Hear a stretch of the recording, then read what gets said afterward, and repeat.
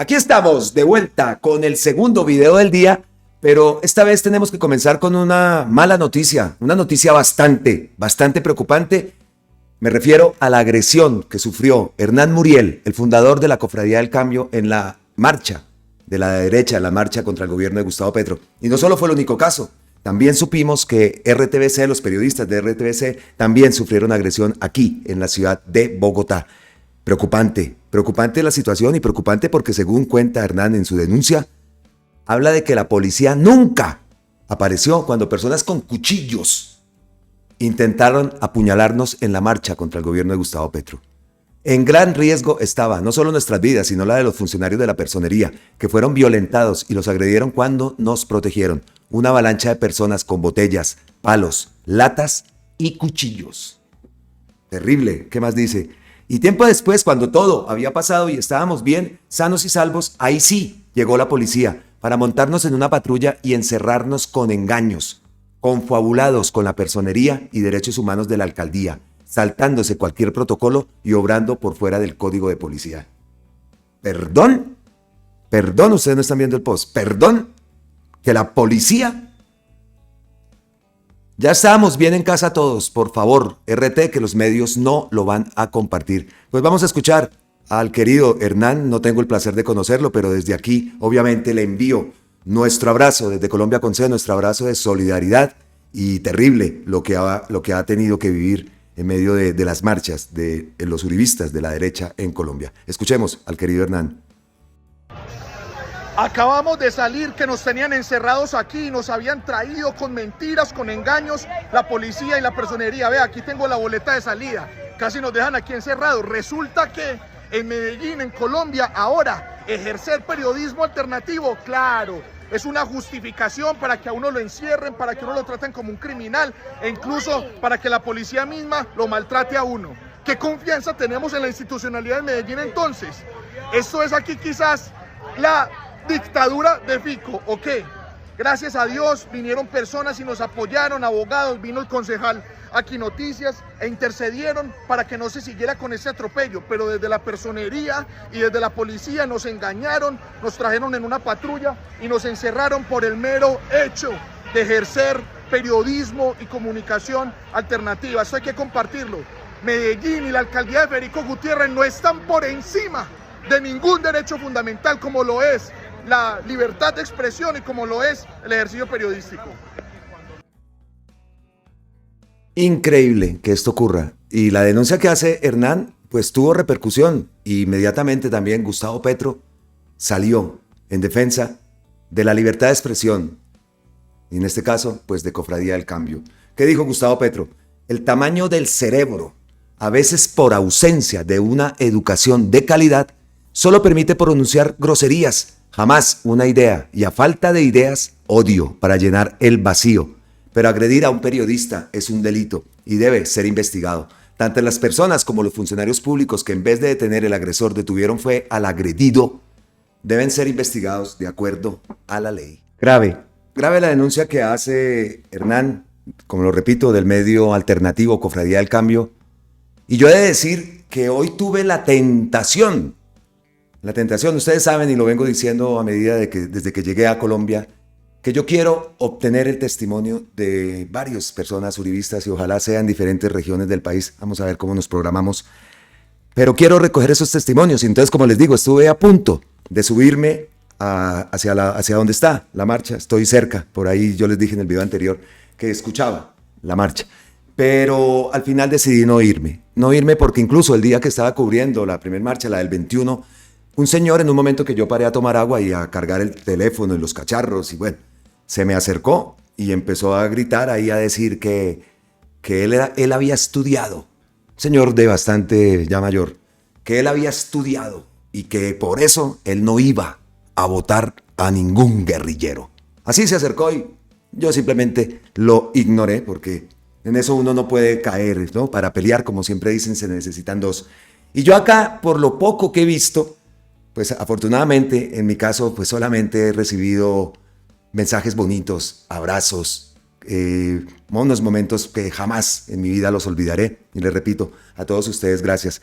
Pero viendo cómo están las cosas, a veces es mejor evitar, y no quiero decir por esto que no se pueda ejercer su labor de periodista, en este caso Hernán, no, para nada, pero sí hay que tener un poco de cuidado, hay que tener un poco de cuidado porque sí veo también y siento que el país está partido y eso no hace falta estar aquí, eso se notaba a leguas desde allá en España, simplemente también cuando llegaban y conocía personas que estaban recién llegadas del país, muchas decían bien y otras muchas veces también les he contado cómo se rebotaban, digámoslo así, en el momento que sabían, por ejemplo, que yo había votado a Gustavo Petro. Y repetimos entonces nuestro mensaje de solidaridad con Hernán, que nos alegra saber que ya está en casa, que está bien, y hay que cuidarse, es lo único que digo.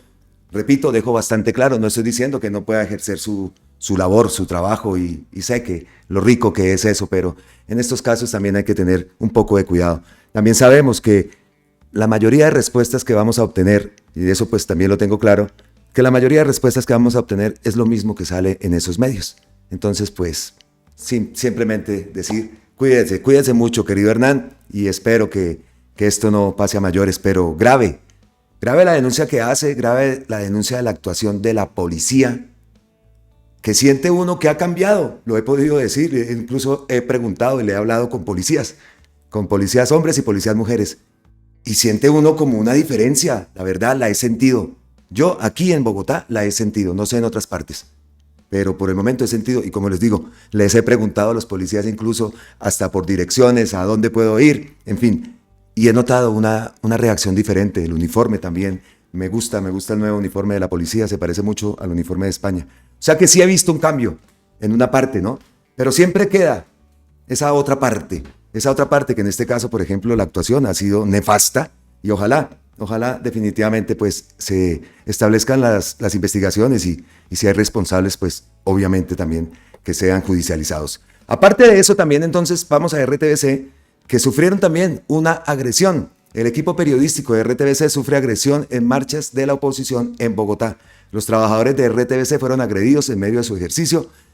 ¿Qué más dice acá? De acuerdo con el testimonio del realizador digital Andrés Moreno, estaban entrevistando a personas y llegaron a increparlos y pedir que borraran las imágenes que habían grabado con anterioridad. Yo estaba cerca del equipo de RTBC y comenzaron a referenciarme. Llegó una señora y la emprende contra mí, me empujó e intentó sacarle el celular del bolsillo. Allí intervino Derechos Humanos y tuvieron que llamar a la policía. Físicamente no me pasó nada, comentó el realizador audiovisual Andrés Moreno. En otros videos, diferentes manifestantes aseguran que la plaza estaba llena de personas y que fueron a grabar cuando ya todos se habían ido. El equipo periodístico de RTBC tuvo que salir escoltado por personas de derechos humanos y así evitar que fueran víctimas de agresiones físicas e insultos. A través de redes sociales, Gustavo Petro, como ya lo vimos, se refirió a las marchas convocadas y que tuvieron todas las garantías para que personas en diferentes ciudades de Colombia pudieran ejercer su derecho a las manifestaciones y a las movilizaciones. No importa el número, eso lo vimos en el video anterior, no importa el número, quienes se expresan en el país en mi contra tendrán todas las garantías democráticas de mi gobierno, comentó Gustavo Petro en sus redes sociales. Y aparte también, Gustavo Petro había dado este mensaje. Fundamental. Ese es el cambio. Mañana marcharán, convocan los victimarios, los que quieren que esta injusticia siga padeciéndose en el país, los que quieren que no haya una reivindicación para las víctimas, los que quieren que las hijas del campesino terminen en los burdeles de la gran ciudad, o que el hijo del campesino termine levantando un fusil para matar a su hermano de sangre o a su hermano de tierra, a otro ser humilde. Y nosotros decimos que pueden marchar porque se los vamos a permitir. Ni un gas lacrimógeno, ni una mujer violada, ningún joven con pérdida de ojo, ninguna persona aprisionada, ninguna persona tratada de terrorista, como hicieron con centenares de miles de jóvenes que quisieron protestar hace 3 o 4 años en este país. Pueden hacerlo porque este gobierno garantiza una democracia que nunca habían vivido, que no habían sentido. Pero la democracia es para toda Colombia. La democracia no es para unos pocos. La democracia es para el conjunto del pueblo. Y entonces el pueblo de Colombia tiene que decidir. ¿Nos quedamos con 22.000 hectáreas o pasamos a 220.000? Todas las garantías para que pudieran marchar, todas las garantías se dieron, se presentaron. He visto videos de varias partes del país y lo grave se presentó en la ciudad de Bogotá. No sabemos si existen otro tipo de denuncias, pero lo grave se presentó en la ciudad de Bogotá y en la ciudad de Medellín. Por supuesto, nuestro mensaje también de solidaridad al equipo periodístico de RTBC, a su realizador digital, Andrés Moreno, por este ataque. Triste que esto esté ocurriendo, pero como les digo, es que es verdad. Si yo voy allá, pues no sé, bueno, a mí no, de pronto no sea tan reconocido como lo son ellos, pero va a pasar eso. ¿Qué diferencia? En la marcha que yo estuve cubriendo allá en la Plaza de Bolívar estaba el equipo de la W. Y de pronto entre nosotros ahí comentamos, los de W. Pero de ahí pasar a agredir o a quitarles los equipos y todas esas cosas, no. Entonces, quedamos con eso. Preocupante esa situación. Hay que cuidarse, hay que no dar papaya, tristemente, en un ejercicio periodístico decir esto, pero es así. Es que lo de Hernán me preocupa también. O sea, que ya hasta con cuchillos, palos y perseguidos y después incluso detenidos. Muy triste. Bueno, dejamos eso ahí, que quede claro entonces nuestro mensaje de solidaridad y apoyo a todo el equipo periodístico de RTBC, de todos los realizadores digitales y medios alternativos, por supuesto que sí. Bueno, y ustedes vieron en la miniatura al gran Gonzalo Guillén.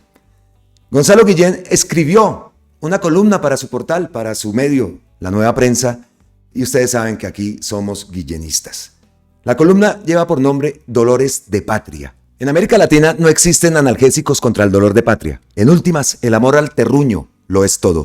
El colombiano Miguel Antonio Caro, filólogo del siglo XIX, cantó: Patria, te adoro en mi silencio mudo y temo profanar tu nombre santo. Por ti he gozado y padecido tanto, cuánta legua mortal no pudo. Por su correspondiente patria, cada latinoamericano está listo a dar lo que le toque y soportar el dolor de cualquier afrenta que sufra ella. En 2015 quedó claro en Colombia con el episodio de la candidata suya, Adriana Gutiérrez, a la que por equivocación le impusieron la corona de hojalata del concurso Miss Universo, cuando en verdad le pertenecía a la candidata de Filipinas, Pia Alonso Wurzbach. Desde entonces, la dignidad nacional sigue profundamente herida, y no pararon las expresiones de furia, dolor y desconsuelo del país entero. Es una puñalada que no se puede olvidar, hundida en el corazón de la nacionalidad. Fue el tema principal en las tertulias, las noticias, los púlpitos, los talleres de mecánica, los clubes sociales, el Senado de la República y las verdulerías.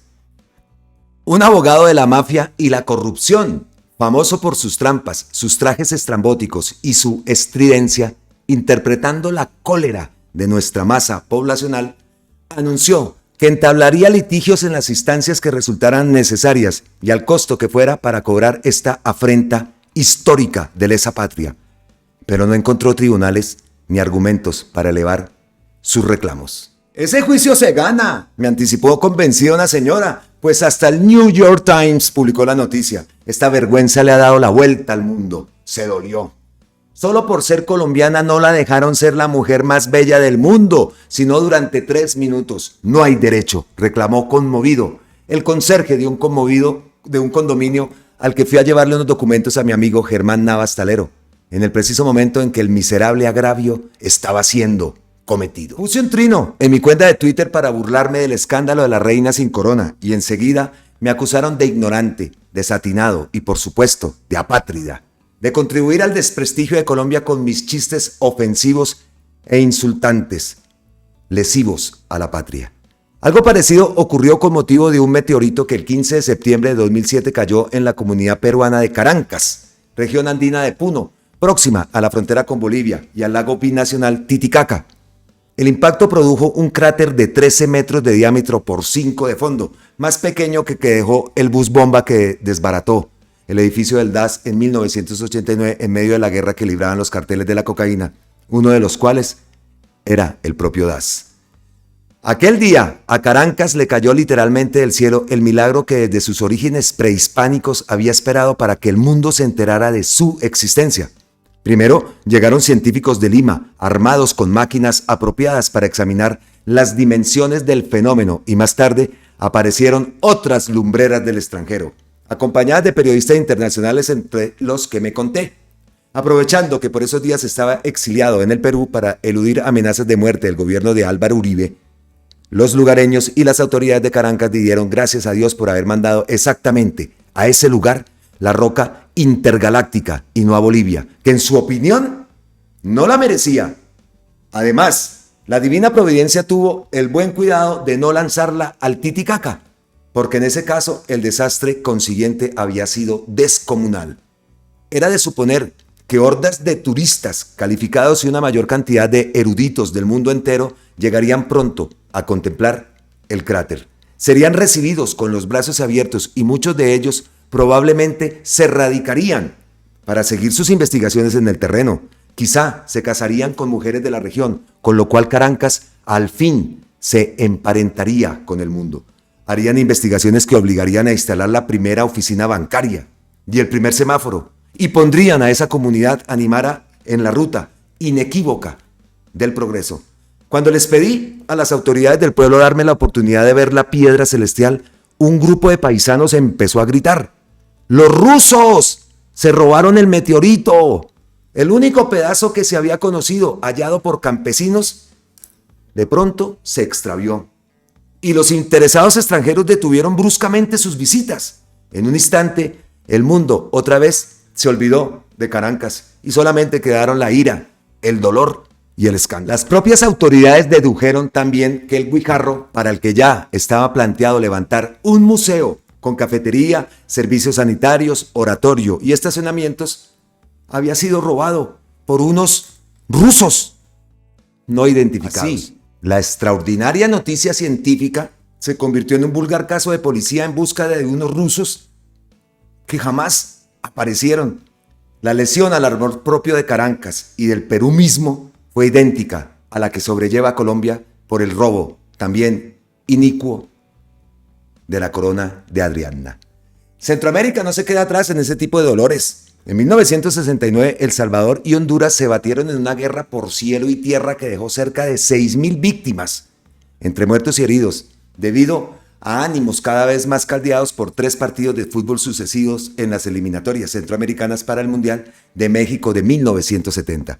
En el primero ganó la selección hondureña 1-0 y en los otros 2 El Salvador 3-0 y 3-2, gracias a lo cual pudo llegar por primera vez en su historia al gran torneo del mundo. La disputa deportiva prosiguió a sangre y fuego, ya no entre 2 equipos nacionales, sino entre 2 estados, 2 patrias, con sus ejércitos excitados por el enceguecido y masivo fervor patriótico de ambos pueblos. En esta bautizada por el famoso reportero polaco Ryszard Kapuscinski como la guerra del fútbol, las 2 emprovecidas naciones se bombardearon mutuamente y enfrentaron iracundas sus vetustas flotas aéreas de guerra compuestas por humeantes y decrépitas antiagallas estadounidenses de la Segunda Guerra Mundial.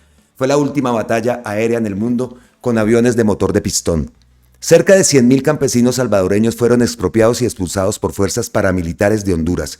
La guerra duró solamente 100 horas, entre el 14 y el 19 de julio de 1969, hasta cuando la OEA la detuvo con buenos oficios. Pero las tensiones militares y diplomáticas duraron 11 años, hasta que fue firmado en el Perú, territorio neutral, un tratado bilateral de paz, lapso durante el cual los militares de cada país tuvieron pretexto suficiente para afianzar sus poderes omninómodos, rearmarse y enriquecerse con compras secretas de arsenales que empobrecieron todavía más a ambas naciones.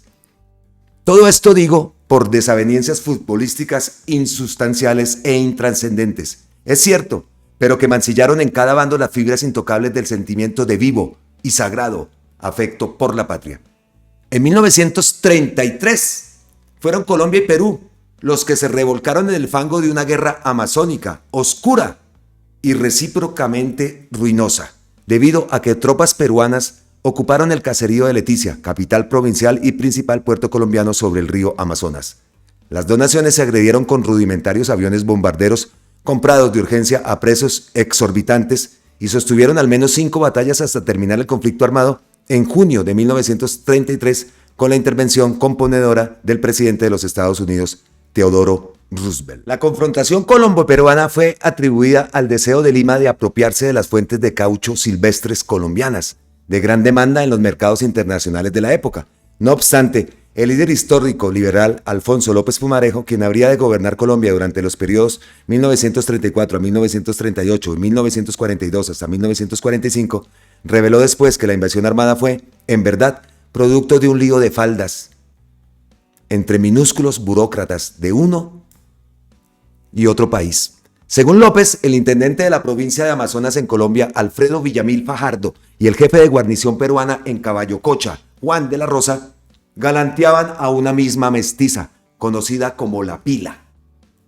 La mujer prefirió al intendente Villamil y de la Rosa, enardecido y despechado, se fue a las armas y ordenó que 300 de sus hombres cruzaran navegando los 10 kilómetros que iban desde la orilla del río en la que se encontraban del lado peruano hasta la colombiana de Leticia, en el costado opuesto, para desatar un conflicto internacional que expresaría el tamaño del desconsuelo de su corazón. El ejército enviado por De la Rosa tomó el poblado y ambas naciones emplearon luego toda su mutua y destartalada capacidad de fuego terrestre, así como aéreo, hasta cuando misiones diplomáticas binacionales, el propio presidente estadounidense y la Sociedad de las Naciones creada por el Tratado de Versalles en 1919 consiguieron que la bandera colombiana volviera a ser arreada en la húmeda y ardiente atmósfera del caserío que era Leticia. El intendente Villamil regresó ileso y con honores militares a su despacho oficial de tablones ensamblados y abrumado de zancudos anofeles en compañía de su concubina, La Pila. En 1908, el célebre diplomático británico Sir Roger Castlemaine investigó y publicó un cúmulo de denuncias radicadas en Londres contra la empresa cauchera Peruvian Amazona Company Limited, mejor conocida como Casa Arana, sobre las atrocidades que estaban cometiendo contra los indígenas colombianos amazónicos, tales como el esclavismo, mutilaciones, tortura y homicidios. Al terminar su trabajo de campo de 2 años, redactó un informe conocido como de Putumayo Black Book, de profusa circulación en Londres y Washington. A los indígenas subyugados se les impedía cultivar y cazar. A latigazos eran enviados a los frentes de trabajo en grupos de distintas familias lingüísticas para que no pudieran comunicarse entre ellos. Los horrores vistos por Castlemaine en la región colombiana amazónica de Putumayo, también llamada el Paraíso del Diablo, hicieron que el Papa Pío X los condenara en 1912 por medio de la encíclica Lacrimambili Statute, y el gobierno de Estados Unidos difundió estas denuncias en el Libro Blanco del Putumayo. En noviembre de 1912, el Parlamento británico instaló una comisión en la Cámara de los Comunes para juzgar las denuncias contra la Casa Arana y condenó por ignorantes y negligentes a los ciudadanos ingleses que hacían parte de la junta directiva de la compañía, que fue liquidada. No obstante, el propietario, el peruano Julio César Arana, mantuvo sus frentes de explotación de caucho y de esclavismo, tratando a los indios como animales y convirtiendo a sus mujeres en concubinas. Nada de esto ocasionó desaveniencia alguna entre Colombia y Perú, pues no fue lesivo al buen nombre ni a la grandeza de la patria colombiana. Al fin y al cabo, las víctimas solamente fueron salvajes caníbales, como lo expresó la defensa de Arana en la Cámara de los Comunes. Hoy la nación indígena Guayú, del desierto del norte de Colombia, está siendo exterminada por hambre y sed. La Comisión Interamericana de Derechos Humanos le ha otorgado 2 medidas cautelares urgentes de obligatorio cumplimiento para que el gobierno detenga de inmediato el genocidio que ya ha cobrado la vida de más de 5.000 niños y 37.000 sufren desnutrición aguda. Empero, la angustia y el dolor por esta realidad han sido ignorados por completo para deplorar unas más grandes, tristes y vergonzosas e irreparables, como el robo de la guirnalda de hojalata de Miss Universo a la sílfide costeña Adriana Gutiérrez. Este es el resto del poema A Nuestra Patria, de Caro, quien nació en Bogotá y nunca salió de allí hasta su muerte. No te pido el amparo de tu escudo, sino la dulce sombra de tu manto. Quiero en tu seno derramar mi llanto, vivir, morir, en ti, pobre y desnudo. Ni poder, ni esplendor, ni lozanía son razones de amar. Otro es el lazo que nadie nunca desatar podría. Amo yo por instinto tu regazo, madre, eres tú de la familia mía. patria, de tus entrañas, soy pedazo. Escrita por Gonzalo Guillén. Increíble. Es que ya de leer ya varias piezas de Gonzalo, aprende uno a su tipo de literatura, a su mensaje, a ese sarcasmo que muchas veces es tan criticado, pero que a mí en lo personal me encanta. Qué gran lectura, ¿no? Y qué gran mensaje el que da detrás de todo eso, ¿no? Como por unas cosas tan insignificantes como la corona de hojalata. Para eso sí hubo algarabía, ¿no? Pero para la situación de los indígenas, la situación de los niños en La Guajira, que afortunadamente en este gobierno se ha solucionado, pero hemos de decir que los índices son muy pocos. Hay mucho trabajo por hacer. Sabemos que el gobierno es consciente de lo que está ocurriendo y de ese flagelo que ocurre en La Guajira con la muerte de los niños por desnutrición en La Guajira. Pero falta mucho por hacer. Yo hace poco vi otra muerte de otro niño por desnutrición en La Guajira. Así que el mensaje es ese. Es un gran mensaje el que va por medio de la columna. Y Gonzalo Guillén, en medio de lo que ya he conocido a través de sus escritos, es una persona que conoce, y sobre todo el tema de los indígenas de Guayú, de los indígenas guayús, es un gran conocedor de este tema.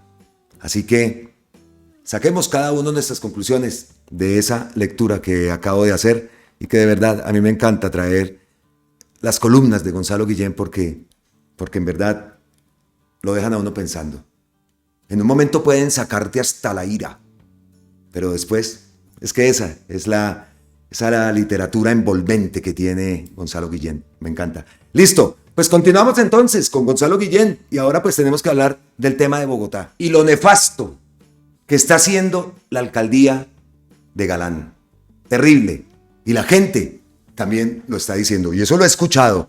Y ayer en medio de eso que me pasó, allá quedé engrampado por allá en la Hacienda Santa Bárbara, 4 horas para poder llegar hasta acá, todo inundado, un trancón impresionante, ni policías escuchabas por allá después de 2 horas, pues que medio escuchaste a un policía que estaba como ayudando al tráfico, pero terrible lo que ocurrió, o lo que yo viví el día de ayer en Bogotá, y la gente madreando, como dicen, al alcalde Galán. Pues en eso, Gonzalo Guillén pues manda también su post, incluso están pidiendo la revocatoria de Galán. Dice Gonzalo Guillén: Luis Carlos Galán de gira en Armero durante la campaña en que finalmente fue asesinado.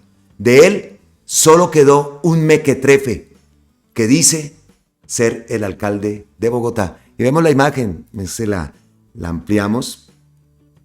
La ampliamos, ahí va. Qué buena imagen, ¿eh? Qué buena foto.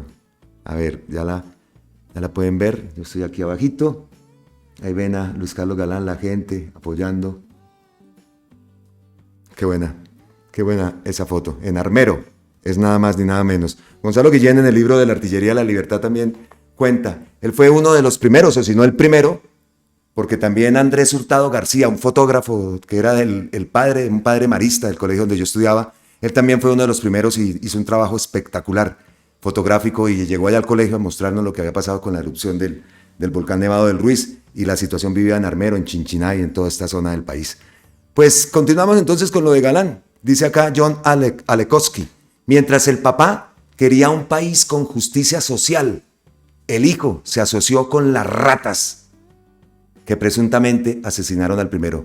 Carlos Fernando Galán, una vergüenza, un caos.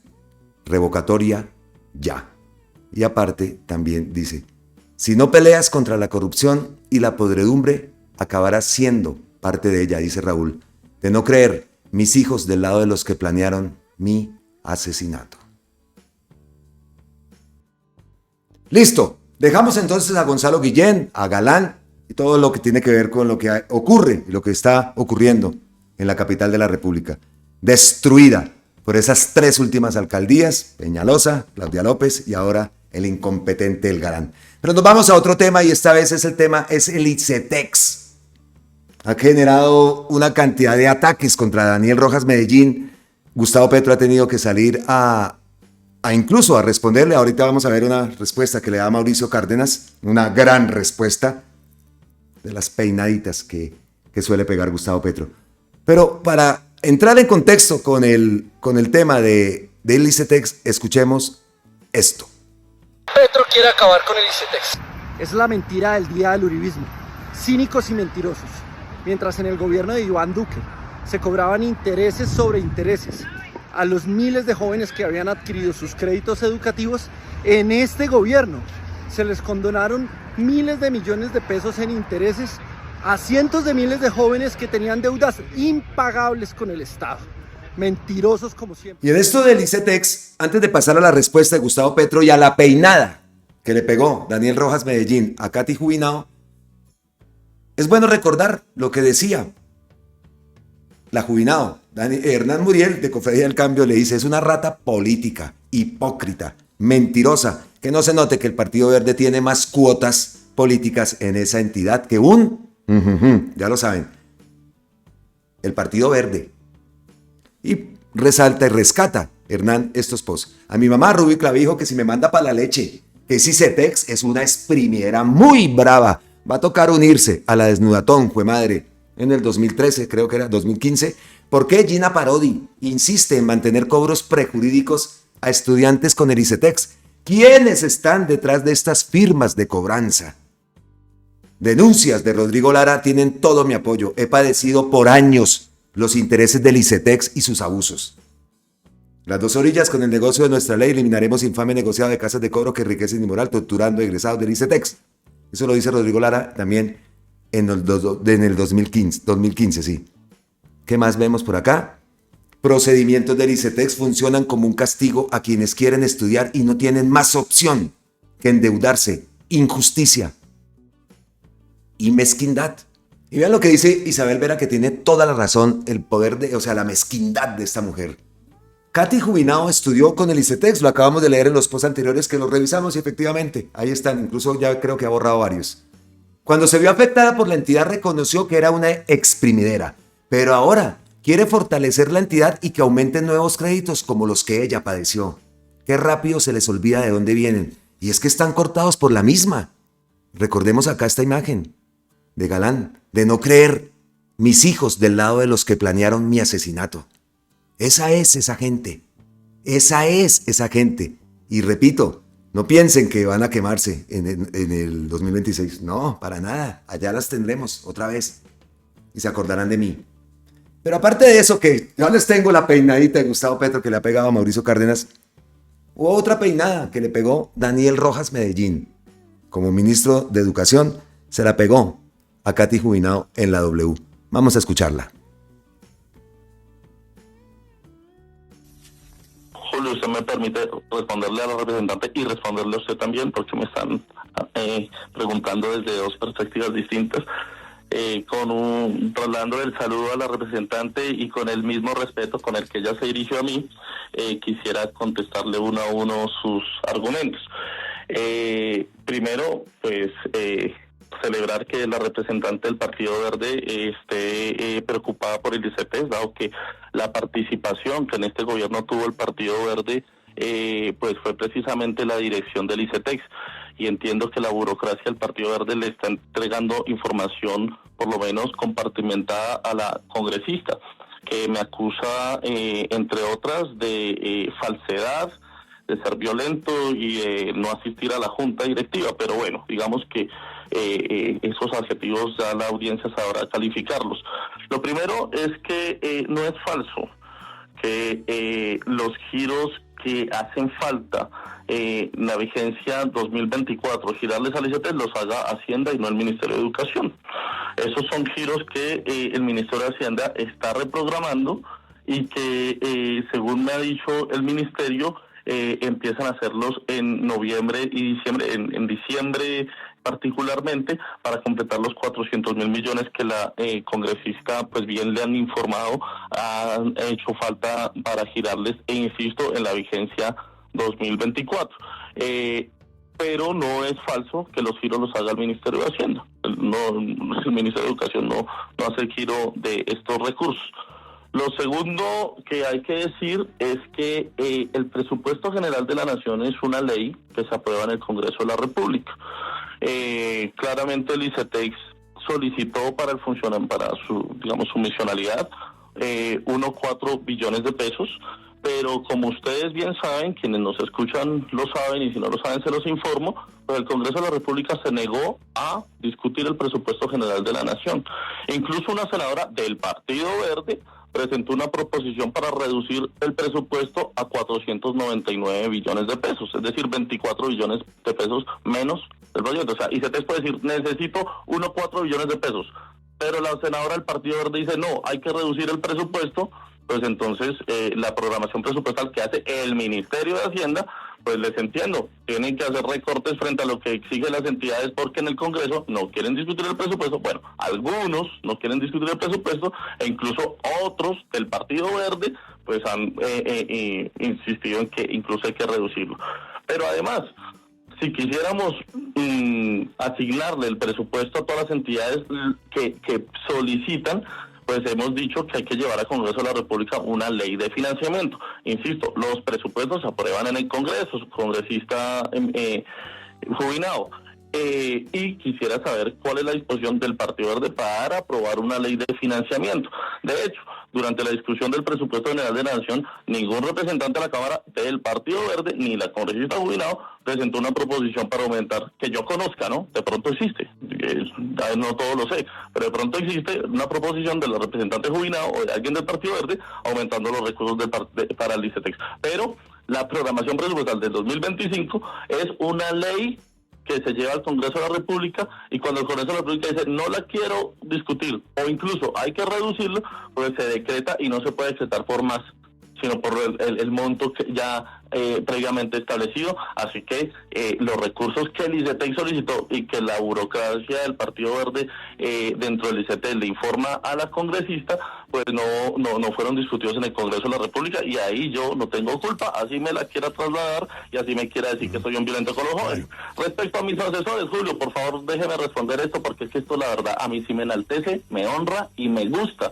que me critiquen por haber contratado a dos personas que han sido víctimas del ICETEX, porque aquí no se nos puede olvidar que el ICETEX ha sido una entidad que ha funcionado como una entidad financiera, como un banco abusivo por demás, que cobra intereses sobre intereses, que capitaliza intereses, y que yo sí, claramente, por supuesto, esta es la diferencia moral que incluso podemos tener con quienes nos critican, y es que yo sí trabajo con las víctimas del ICETEX, con quienes incluso han denunciado el ICETEX porque aquí han habido muertos, porque han habido estudiantes que se han suicidado, porque no han aguantado el acoso y el matoneo que desde el ICETEX se le ha hecho a estos estudiantes cuyo anhelo único es estudiar, porque se han cobrado tasas abusivas históricamente desde el ICETEX.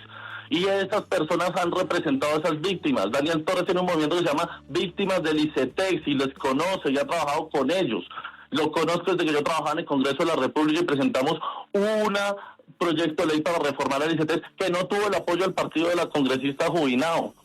Entonces, sí señora, yo sí trabajo con las víctimas y que están denunciados, pues claro, por los victimarios, por quienes han trabajado con el partido dentro del ICETEX y han ofuscado a los estudiantes. Sí señora, yo trabajo con las víctimas y no con los victimarios. Y el proyecto de ley que nosotros vamos a llevar al Congreso de la República de Reforma del ICETEX, pues no es el proyecto de ley de los victimarios, va a ser construido con las víctimas, con ellos dos, con mis asesores, que son inocentes de cualquier denuncia que hagan los señores del ICETEX en contra de ellos hasta que la ley no diga lo contrario, porque este es el gobierno que está con las víctimas y no con los victimarios.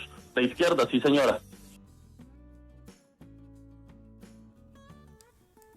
Muy buena la respuesta que le dio Daniel Rojas Medellín a Katy Juinao. Y en todo lo que dijo Daniel Rojas, y que ha sido también parte del debate que ha generado todo el tema del ICETEX. Entonces ya sabemos que los que están manejando el ICETEX son del Partido Verde. Es la cuota política que pidió y que se le dio al Partido Verde. Volvemos a los posts anteriores de Katy Juinao en su época de estudiante, cuando se sentía exprimida por el ICETEX. Es que es increíble esto. Entonces, resaltamos y sale el tema. ¿Quién es el que desembolsa el dinero para el ICETEX? ¿El Ministerio de Educación o el Ministerio de Hacienda? Lo dejó claro Daniel Rojas Medellín, que es el Ministerio de Hacienda. Y ahí viene la respuesta que le da Gustavo Petro a Mauricio Cárdenas, que la vengo anunciando desde hace rato porque también es muy buena. Dice Mauricio Cárdenas, tomando esa respuesta de Daniel Rojas, dice que la adscripción y tutelaje del ICETEX estará en el Ministerio de Educación. Si es que después del paso de este personaje, de Daniel Rojas, por allá queda algo. Qué descaro, tanta incompetencia. Y ahí entró Gustavo Petro, que nos aclara otras cosas. Mi querido exministro y privatizador de Isagen, solo mire las acciones del que le sucedió en el cargo. ¿Por qué el Banagrio, el Banco Agrario, está en Hacienda? ¿Qué es el Grupo Bicentenario? ¿Para qué se creó y por qué instituciones como el Fondo Nacional del Ahorro o la FIDU Previsora, con FOMAC incluido, se adscribieron al Ministerio de Hacienda? ¿Por qué adscribieron al ICETEX al Ministerio de Hacienda? Pregunta. Por neoliberalismo, mi estimado saboteador del metro subterráneo de Bogotá. Duque y Carrasquilla querían privatizar lo que quedaba después de Isagen y tratar la política de educación superior como un sistema de subsidios para la universidad privada y un sistema financiero. ¿Para qué? Para endeudar los estudiantes. El neoliberalismo no sirve, llevó a la policrisis, a la humanidad. Nosotros no endeudamos estudiantes. El erario es para fortalecer la universidad pública, hacerla gratuita y ahí entonces hacemos un frenazo, porque una de las cosas que denunciaba y que con lo que estaba atacando a Daniel Rojas Medellín era que no se iba a cumplir el tema de los cupos y tampoco el tema de la condonación de las deudas a estudiantes del ICETEX. Daniel Rojas deja claro que el Ministerio de Hacienda está evaluando la transferencia de estos dineros para el ICETEX. Que van a haber recortes, por supuesto. Se había dicho, no se va a recortar la función social del gobierno, no se va a recortar el dinero que va para la Colombia profunda, para esa Colombia olvidada. Eso no se va a hacer. Y lo que dice, no han querido apoyar la ley de financiamiento. ¿En qué momento, hablando de que no querían apoyar la ley, presentaron alguna propuesta, como lo dijo el propio Daniel, para el ICETEX? Nada. Y aquí traigo un post que rescata Juli, el progre original. ICETEX, la Procuraduría pide tumbar contribución para estudiantes creada en la tributaria. Queda claro entonces, después de escuchar a Daniel Rojas, después de escuchar la posición de Gustavo Petro en este tema, el ICETEX debe acabarse. Que no se puede, no sé, había sido una promesa de campaña, no sabemos qué ocurrió, pero en definitiva lo que nosotros pensamos es que el ICETEX debe acabarse. Pero eso sí, el tema de la educación gratuita, yo estoy viendo en un partido de fútbol y que sale 8.000 cupos, 8 millones de cupos, una cantidad de cupos gratis de educación, que eso sea de verdad y que sea educación de calidad, que es lo que siempre ha profesado Gustavo Petro. Entonces, en eso estamos muy pendientes, porque el tema, más que el ICETEX, es la educación gratuita y de calidad que nosotros estamos profesando y que yo por allá en España estaba diciendo, oiga, es que en Colombia por fin vamos a tener una educación buena, de calidad y gratuita. Eso es lo que queremos y por eso también estamos acá. Queremos ver en realidad ese cambio y queremos ver el año entrante muchos alumnos ingresando de forma gratuita a las universidades, a los colegios, en fin. De eso estamos pendientes y estaremos haciendo veeduría, porque el tema de la educación, por supuesto, que es uno de los pilares de este gobierno y es una de las cosas de las cuales nosotros por allá afuera nos sentimos orgullosos porque decimos, oiga, en España hay educación gratuita y también la va a haber en Colombia y de calidad. Así que estaremos ojeando con eso. Listo, y pasamos entonces de ese tema del ICETEX, seguimos dando brincos, digámoslo así, porque Gustavo Petro también le ha dado una respuesta a Iván Duque. Iván Duque sale a manifestarse por la orden de arresto contra Netanyahu. Dice, espérenlo, tengo acá, dice Iván Duque lo siguiente: la orden de captura de la CPI contra el primer ministro Netanyahu, quien en democracia enfrenta a los agresores que asesinaron, en democracia dice, a los que asesinaron, quemaron y secuestraron a ciudadanos indefensos. Mientras tanto, los áulicos de Hamás celebran ¿dónde está la Corte Penal Internacional contra Nicolás Maduro, que lleva más de una década cometiendo crímenes de lesa humanidad y más de 7 años denunciado ante ese tribunal? ¿Será que también van a celebrar los que le sirven de cómplices? Postea el nefasto de Iván Duque, ¿ah? Ese post, o sea, si lo analizamos bien, definitivamente ahora entendemos, como dice acá el presi, ahora entiendo por qué no les dio remordimiento de conciencia asesinar niños en el Putumayo a través del bombardeo. El expresidente y quienes quieren seguir con este tipo de gobiernos no les da nada. El que hayan asesinado 22.000 menores bajo las bombas de Gaza. Se burlan de la justicia penal internacional que llama a Netanyahu como lo que es, un genocida. Y se burlan porque piden orden de arresto. Si se aplaude a un genocida, se está dispuesto a ser genocida. En los nuevos tiempos de la América del Norte aspira a ser el secretario general de la OEA aplaudiendo genocidas. Esa es la respuesta que le ha dado Gustavo Petro a Iván Duque. Y acá tenemos esta de Paola Echeverry. Entre Iván Duque y Netanyahu hay una gran coincidencia. Les gusta asesinar niños bastardos. Menores, aquí vemos este post que publica El País y va por la misma línea. Ahora entendemos, y también entendemos, miren esta imagen que se vio en las marchas del día de hoy. Dice Derly López, la coherencia en la marcha uribista de hoy. Ahí está la coherencia. Es que des en cuenta el post. SOS está matando nuestros niños. Y mire lo que hay al lado. Véala. Y mire lo que hay al lado. Ahora entendemos, como dijo Gustavo Petro respondiéndole a Iván Duque. Bueno, llegamos así a las ñapitas. Se nos ha alargado un poco el video. Tenía muchas cosas. Ya le estoy cogiendo otra vez el ritmo al ritmo que traía desde España. Ya estoy más ubicado. Me siento ya más establecido, digámoslo de esa forma. Entonces, pues, ñapitas, por supuesto que tienen que haber en nuestro contenido. La primera ñapita tiene que ver con esto. La Policía Federal acusa formalmente a Bolsonaro, a 2 generales y a 34 personas más de intento de golpe de Estado. Ese es el otro amigo del nefasto Duque, ¿no? Este también es el otro amigo de Iván Duque. Bueno, otra ñapita. Imagínense que el colombiano publica, a ver, ¿qué publica? Jurídicamente no es viable. EPM cuestiona la legalidad de la tasa de seguridad del gobernador Andrés Julián Rendón.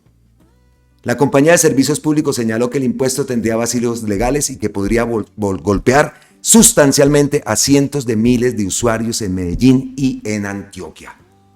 Eso lo dice, ¿quién? La EPM. Y Gustavo Petro, ¿qué dice? Un impuesto a los consumidores de los servicios públicos es de lo más regresivo que se puede hacer contra un pueblo. Ponerle impuesto a la luz y al agua es quitarle la comida a los pobres y a los trabajadores y las trabajadoras en Antioquia. Mientras ponen impuesto a la luz en Antioquia, el gobierno nacional bajará las tarifas de la luz. Increíble. Un impuesto a los consumidores de los servicios públicos. Y esto no puede ser, de verdad. Bueno, siguiente ñapita. La siguiente ñapa traigo a Luis Fernando Velasco, que habla de una marcha de Argelia en la subasta cafetera por la paz. ¿Y cómo es esto? Cientos de cafeteros del Cañón del Micay y otras regiones del sur del Cauca se encuentran hoy en Argelia, con compradores de café de los Estados Unidos, de Filipinas, de Portugal, de Australia, de Holanda, de Francia, de Ucrania, de Inglaterra y de Holanda. Holanda o de Países Bajos, es que se debe decir. La palabra Holanda no está bien dicha. Se dice es Países Bajos. Holanda es una parte de los Países Bajos, no es todo el país. Es como si dijéramos a Colombia Santander. Eso es, entonces se lo digo con conocimiento de causa, aprobado por la Real Academia de la Lengua. No se dice Holanda, sino se dice Países Bajos. Bien por el Ministerio de Agricultura, bien por el gobierno de la gobernadora de la Gobernación del Cauca, la Alcaldía de Argelia y el gremio cafetero. Como lo plantea Gustavo Petro, la guerra se gana si cambiamos las economías en las regiones. Es el post de Luis Fernando Velasco. Y aquí vemos este corto video que publica.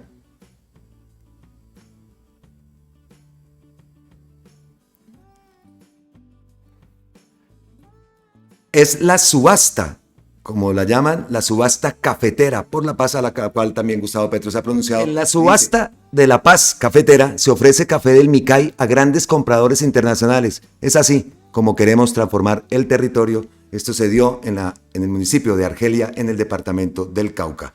Siguiente ñapita, vamos porque se nos alargó el video. Comunidades aplauden a aprendices del SENA por la construcción de vías con placa huella. ¿Y esto dónde se dio? En Patios, allá en Cúcuta. Yo conozco esa zona, yo conozco Patios, conozco Villa del Rosario. Para los habitantes del barrio Balcones de la Esperanza, ubicado en el municipio de Los Patios, en jurisdicción del área metropolitana de Cúcuta, regresó la alegría y la motivación de unirse como comunidad, gracias a la construcción de una placa huella a cargo de los aprendices del Centro Formación para el Desarrollo Rural y Minero de la Regional SENA Norte de Santander. Los residentes de esta zona montañosa tuvieron que vivir durante 13 años con la calle polvorienta, deteriorada, lo que dificultaba la movilidad y el tránsito de los habitantes de la comunidad y visitantes. Aquí vemos imágenes que ha publicado RTVC Noticias. Debido a esto, el Servicio Nacional de Aprendizaje SENA emprendió la transformación de este sector con la construcción de 80 metros lineales de placa huella, con andenes y cunetas de aguas lluvias. Durante un mes, los 21 aprendices de la formación complementaria en placa huella para vías terciarias lograron cambiar este entorno y culminaron la obra, beneficiando a más de 800 familias que residen en este barrio de Los Patios. Jairo Alonso Martínez, vicepresidente de la Junta de Acción Comunal, resaltó la labor del SENA y aseguró que esto traerá un cambio, por supuesto, positivo para toda su comunidad. Gracias al SENA, que vino a hacer esta labor social tan linda. Esta carretera llevaba más de 13 años, como lo escuchamos y leímos anteriormente, en los cuales ni siquiera los carros podían subir. Estaba muy deteriorada. Gracias a Dios ya se ha visto un mejor ambiente, ya los niños pueden salir a jugar, correr, y pensando en los abuelos, que era muy complicado para ellos salir incluso a sus citas médicas, aseguró el líder comunal. Entre tanto, Juan Carlos Zurizo, aprendiz de este programa, insistió que gracias a los conocimientos que adquirió junto a sus compañeros pudo concretar esta obra para la comunidad que tanto la necesitaba, por lo que entre sus planes está continuar formándose en la entidad. Esto también se dio en Risaralda, en el departamento del Caldas. Acá vemos otra inauguración. Mira el niño, ahí está. La comunidad de la vereda La Esmeralda, en el occidente del Caldas, festejó la finalización de la placa huella en sus vías de acceso. Y por supuesto, estas noticias no salen allá. Esto no sale y esto no, la gente no lo tiene conocimiento de eso, pero eso no. Simplemente es decir, es que ese guerrillero y ese guerrillero.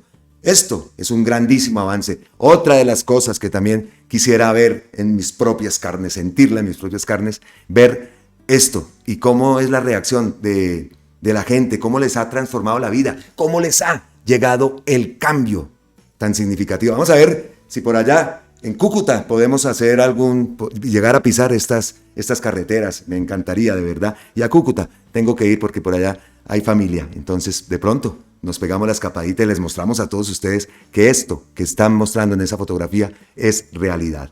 Perfecto. ¿Qué más? ¡Ay, oiga! Como siempre, emprendimienticos. No habíamos nombrado emprendimienticos. Se les cayó una toneladita de polvo blanco incautada en el Pacífico. Es un post reciente del propio Gustavo Petro. Otro emprendimiento más que se cae. ¿Qué más dicen? Oiga, estaban en Black Friday, ¿no? Hoy me enteré de eso. Vean las imágenes de Alcosto. ¿Sí las están viendo, no? Ya colocamos sonido ambiente.